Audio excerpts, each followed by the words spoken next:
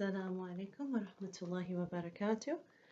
الحمد لله رب العالمين والصلاة والسلام على رسول الكريم.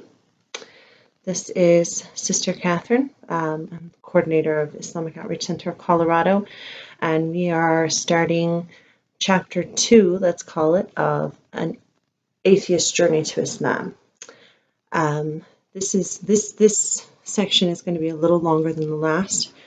To review briefly, previously we discussed my first kind of aware exposure to Islam, which was through just kind of a chance encounter with the concept of hijab on a very superficial level. This sort of blew the ceiling off the atheist intellectualist echo chamber I had been kind of hiding away in until that time. Obviously I didn't realize, but I don't think any of us do when we're kind of immersed in our own world and not really open to any new ideas. I sort of began to see other viewpoints might hold more validity than I had given them credit for up until this point. I decided against putting on hijab, as I was at this time a non-Muslim. This was around 2008. Maybe a little earlier. Regardless of my feelings, it felt like an appropriation. It didn't feel like something ethically that I would feel right doing as much as I wanted to at the time. I moved kind of away from the study of religions altogether for a while. Previously, I had delved into any kind of sacred text I'd come across or had come up in debate, like the Bible, Torah, Kabbalic texts, for the purpose of debate, mostly with the intention of discounting them. And I kind of turned towards poets and philosophers, Plato, Epicurus, Kant.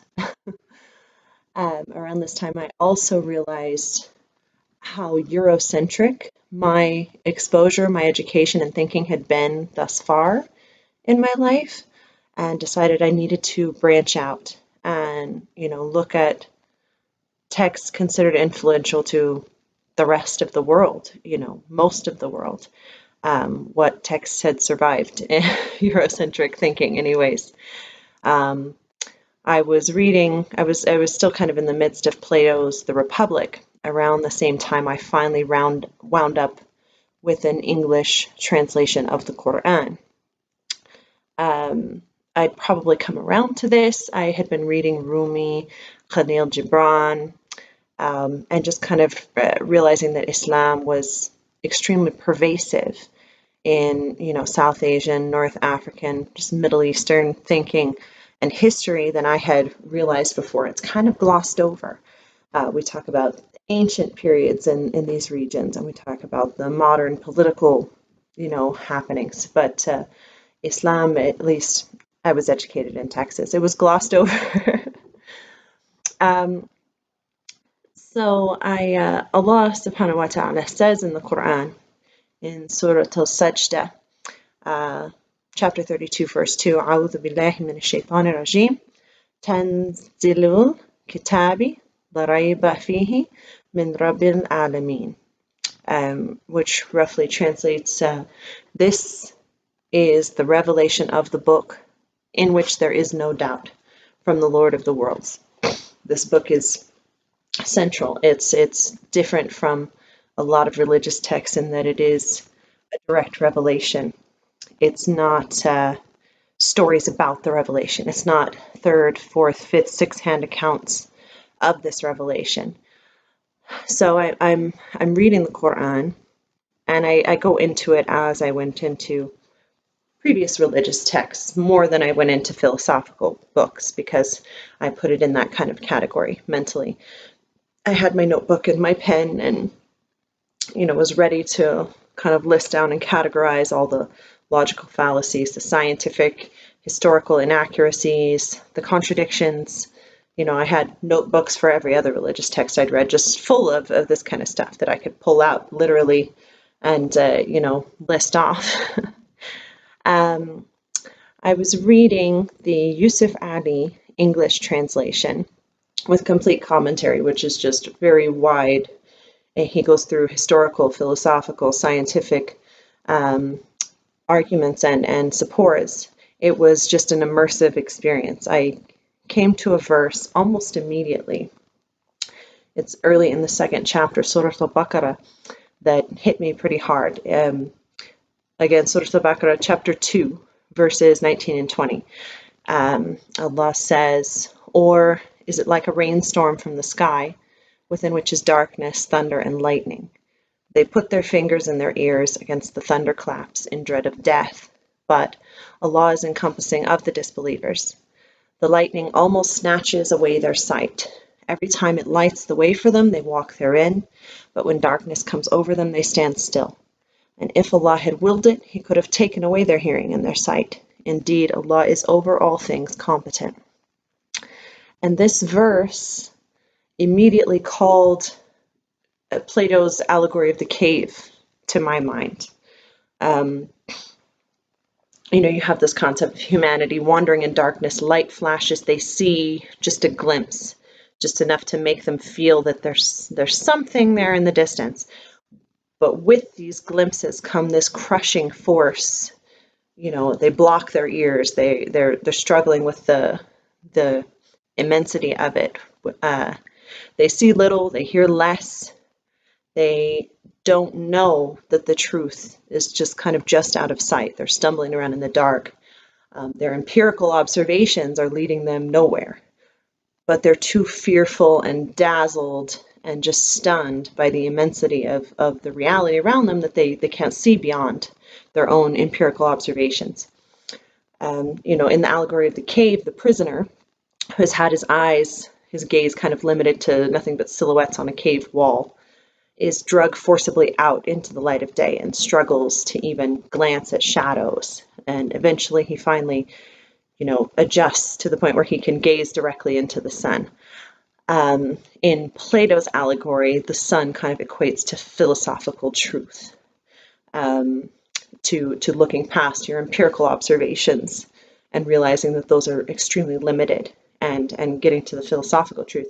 I kind of, was disappointed in that climax. Obviously, you can never become so accustomed to daylight that you can gaze directly into the sun and observe it in some direct, fashion. That's kind of the point that brought the allegory and this surah together for me, that really we will never be so wise or knowledgeable or experienced in this world, in life, that we can gaze directly upon pure, unfettered truth, and really grasp it. We can grasp glances of it. We can see that empirical reality. We can see kind of how it plays on the surface of reality, but that's all, because truth is with God, and we are not on that. We can't even comprehend that level of understanding of reality, of truth. So another hadith that I kind of want to start wrapping this up. It was narrated by Uthman ibn Affan in Sahih Bukhari.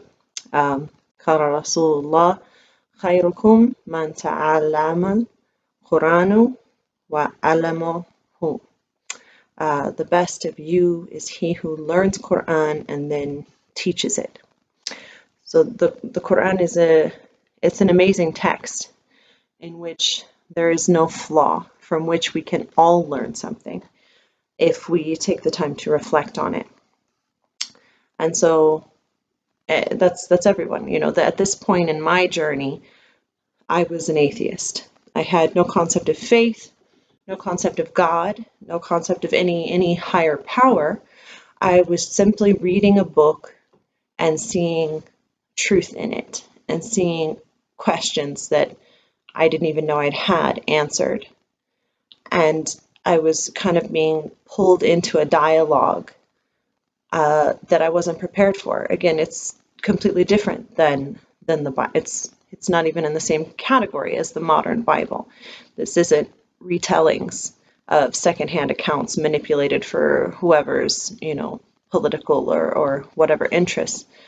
This is a dialogue between the writer and the reader. And to my brothers and sisters in Islam, I wanted to remind you and remind myself to never doubt the power of the Quran to turn hearts that you might think are too hard for any hope to be left. Allah is the turner of hearts. Allah says in Surah Al-Nahl, A'udhu billahi minash shaitanir rajim, Bismillahir Rahmanir Rahim, invite to the way of your Lord with wisdom and good instruction, and argue with them in a way that is best. Indeed, your Lord is most knowing of who has strayed from his way, and he is most knowing of who is rightly guided.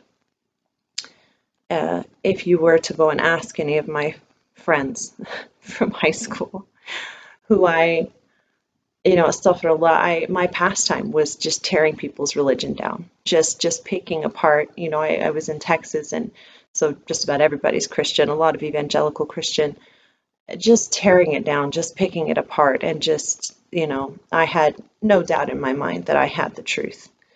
And alhamdulillah, I grew and moved past that.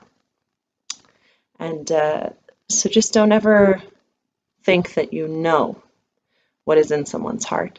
And don't ever forget that the best way to advise people, to speak to them, is in the terms of the Quran. There's nothing you could say that would be said better than the way Allah or the Prophet ﷺ said it. So again, this is the beginning of chapter 2, part 1. There's going to be several. I want to kind of go through each of the ayah that really spoke to me in my first reading before we get into the kind of phase where I'm actually becoming a Muslim. I accepted the Quran before I accepted Allah as the author of the Quran and everything else. So that's down the road. So inshallah, like, subscribe to our channel, and there will be many more in this series. And jazakallah khair for watching. Assalamu alaikum wa rahmatullahi wa barakatuh.